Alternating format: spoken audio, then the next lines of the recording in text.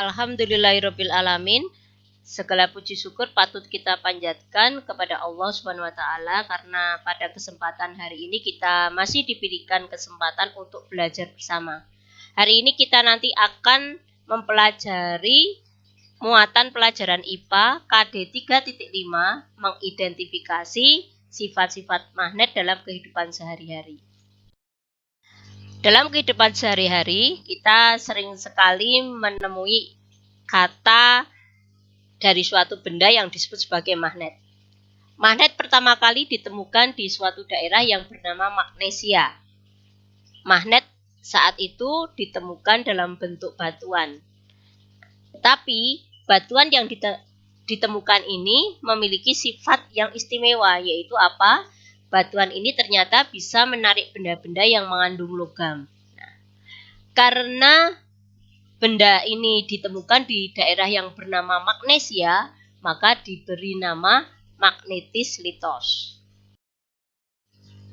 Di dalam kehidupan sehari-hari, kita menemui beberapa macam bentuk magnet.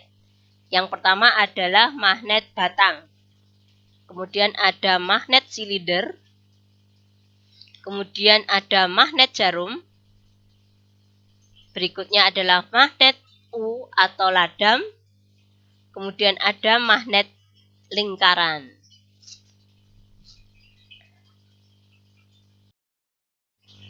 Berbicara tentang magnet, ada beberapa sifat yang dimiliki oleh magnet. Adapun sifat-sifat magnet yang pertama yaitu dapat menarik benda tertentu. Benda tertentu yang bisa ditarik magnet itu biasanya terbuat dari bahan logam, tetapi tidak semua logam itu bisa ditarik oleh magnet. Kemudian yang berikutnya, magnet mempunyai dua kutub, yaitu kutub utara dan kutub selatan. Kemudian sifat yang ketiga adalah jika kutub magnet senama kita dekatkan, maka kedua magnet itu akan tolak-menolak. Kemudian, jika kita dekatkan kutub magnet yang tidak senama, maka kedua kutub tersebut akan tarik-menarik. Sifat yang keempat adalah gaya tarik magnet dapat menembus benda. Bagaimana penjelasan lebih rinci terkait dengan sifat-sifat magnet tersebut? Mari kita lihat untuk slide yang pertama ini menunjukkan gambar bagaimana sifat magnet yang pertama, yaitu magnet bisa menarik benda-benda yang terbuat dari logam besi atau logam baja. Kemudian gambar yang kedua menunjukkan bahwa magnet memiliki dua kutub, yaitu kutub selatan yang dilambangkan dengan huruf S dan kutub utara yang dilambangkan dengan huruf N atau U. N itu dari kata north yang artinya utara. Kemudian S itu dari kata south yang artinya selatan. Ketika di sini dilambangkan U, maka U di sini artinya adalah utara. Kemudian sifat magnet berikutnya, jika ada dua magnet didekatkan, kemudian yang didekatkan adalah dua kutub yang tidak senama, misalnya kutub utara didekatkan dengan kutub selatan, maka kedua magnet itu akan saling tarik-menarik atau bisa menempel satu dengan yang lain. Sedangkan jika dua kutub senama, misalnya utara dengan utara didekatkan, maka magnet tersebut akan tolak-menolak, artinya tidak bisa menempel satu dengan yang lain. Sifat berikutnya yaitu bahwa gaya tarik magnet dapat menembus suatu lapisan benda tertentu. Nah, di sini contohnya adalah kertas. Ini adalah kertas, lembar kertas atau kardus, di mana di atas kardus atau lembar kertas tersebut ditaruh penjepit kertas yang terbuat dari logam besi atau baja. Kemudian di bawahnya diletakkan magnet yang menempel pada permukaan bagian bawah dari kertas atau kardus tadi. Nah, ketika magnet yang menempel di bawah tadi digerak-gerakkan, maka klip kertas atau penjepit kertas yang ada di atas permukaan kertas atau kardus tadi bergerak-gerak mengikuti arah gerakan dari magnet. Padahal di situ magnet tidak langsung menyentuh klip kertasnya. Hal ini menunjukkan bahwa gaya tarik magnet bisa menembus lapisan benda atau bisa menembus benda. Nah, kekuatan dari daya tembus magnet itu dipengaruhi oleh ketebalan penghalangnya. Semakin tebal penghalang, maka gaya tarik terhadap benda di atasnya atau daya tembus dari gaya tarik magnet tadi menjadi semakin kecil juga. Yang berikutnya, bahwa berdasarkan kekuatan gaya tarik magnet, benda bisa dibedakan menjadi bahan magnetik dan bahan non-magnetik. Bahan magnetik disebut juga dengan ferromagnetik, yaitu bahan yang dapat ditarik kuat oleh magnet. Contohnya apa? Yaitu besi dan baja. Kemudian ada bahan non-magnetik. Bahan non-magnetik dibedakan menjadi dua. Yang pertama adalah paramagnetik, yaitu bahan yang dapat ditarik oleh magnet tapi sangat lemah.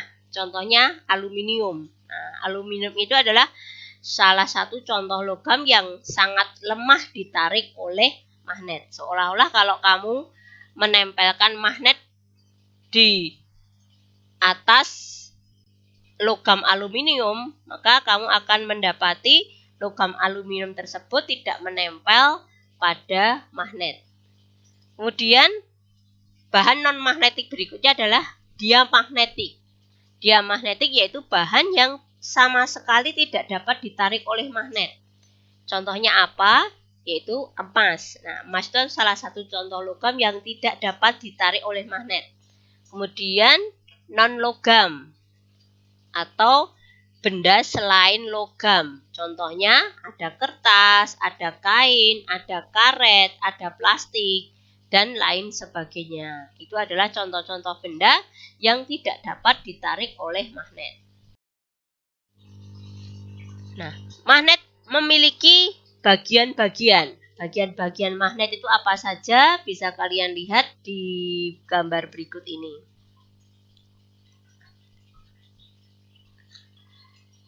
Magnet terdiri atas kutub magnet. Jadi ada kutub utara dan kutub selatan. Kemudian ada yang namanya sumbu magnet. Ini adalah sumbu magnetnya. Nah, apa itu sumbu magnet? Sumbu magnet adalah garis yang menghubungkan antara dua kutub magnet. Sedangkan kutub magnet adalah bagian magnet yang paling kuat gaya tariknya. Selanjutnya, kita akan melihat bahwa magnet itu memiliki dua kutub, yaitu kutub selatan dan kutub utara. Kutub selatan itu adalah kutub magnet yang akan mengarah ke arah selatan bumi ketika magnet itu bergerak bebas.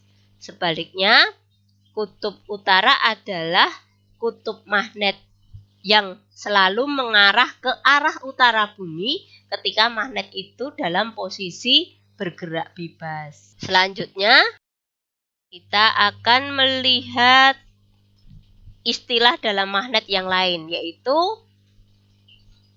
medan magnet. Apa itu medan magnet? Medan magnet adalah wilayah di sekitar magnet yang masih dipengaruhi oleh gaya magnet. Jadi daerah di sekitar magnet yang masih dipengaruhi gaya magnet itu disebut sebagai medan magnet. Ketika benda berada di medan magnet, maka benda tersebut masih dapat ditarik oleh magnet. Kemudian untuk garis-garis magnet, apa yang dimaksud garis-garis magnet adalah garis-garis yang keluar dari kutub utara magnet masuk ke kutub selatan magnet. Jadi garis-garis gaya magnet adalah garis yang keluar dari kutub utara magnet masuk ke kutub selatan magnet. Nah, semakin rapat suatu garis gaya magnet, maka menunjukkan medan magnetnya juga semakin kuat. Semakin kuat medan magnetnya, maka gaya tarik magnetnya juga semakin kuat. Bagaimana jika kita memiliki sebuah magnet, kemudian magnet itu kita potong-potong? Apakah setiap potongan magnet itu memiliki sifat-sifat magnet? Kita perhatikan gambar ini. Gambar di sini menunjukkan satu batang magnet. Kemudian satu batang magnet itu dipotong menjadi dua bagian. Ternyata setiap bagian dari potongan magnet tadi juga memiliki sifat-sifat magnet. Di antaranya apa? Memiliki dua kutub. Kutub utara dan kutub selatan. Satunya lagi juga memiliki kutub utara dan kutub selatan. Nah, ketika ini kita potong lagi menjadi dua bagian, maka potongan tadi juga masing-masing bagian memiliki sifat-sifat magnet. Juga memiliki dua kutub, utara dan selatan. Demikian untuk potongan-potongan berikutnya. Jadi setiap kali magnet itu dipotong, maka magnet tersebut akan memiliki sifat-sifat magnet dan akan memiliki dua kutub magnet juga. Jadi contohnya ini tadi bisa Budian ulangi. Misalnya ini ada satu magnet. Ini kutub utara, ini kutub selatan. Dipotong menjadi dua bagian, maka masing-masing bagian memiliki kutub utara dan kutub selatan juga. Kemudian ketika potongan tadi dipotong lagi, maka setiap potongan juga memiliki dua kutub, yaitu kutub kutub utara dan kutub selatan. Kutub utara dan kutub selatan.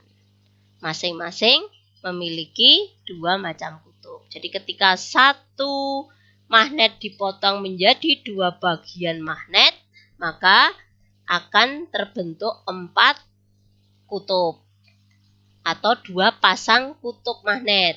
Kemudian jika dipotong menjadi 4 bagian, maka akan terdapat 8 kutub magnet. Kutub utara, kutub utara, kutub utara, kutub utara. Kemudian kutub selatan, kutub selatan, kutub selatan, dan kutub selatan. Kita lihat, kita hitung bersama-sama. 1 kutub utara. Kutub utara ada 2 kutub utara, kemudian ada 3 kutub utara, ada 4 kutub utara. Kemudian ada 1 kutub selatan, 2 kutub selatan, 3 kutub selatan, 4 kutub selatan. Jadi kalau dijumlah semuanya ada 8 kutub magnet atau 4 pasang kutub magnet. Demikian yang bisa Budian sampaikan. Kurang lebihnya mohon maaf. Billahi taufiq wal hidayah. Wassalamualaikum warahmatullahi wabarakatuh.